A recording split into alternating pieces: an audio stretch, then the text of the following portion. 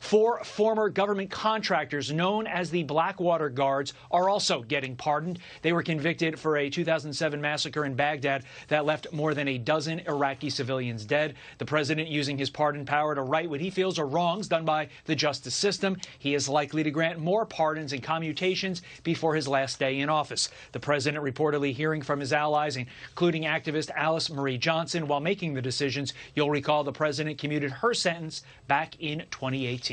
Back to you. Todd, thank you. A lot to unpack there. And the headlines will talk a lot about some of the political figures. But for me, what the president did for those Blackwater contractors, it's been described as a massacre. What it was is the fog of a moment where they were doing their job to protect State Department employees in one of the most dangerous parts of Baghdad at one of the most dangerous moments.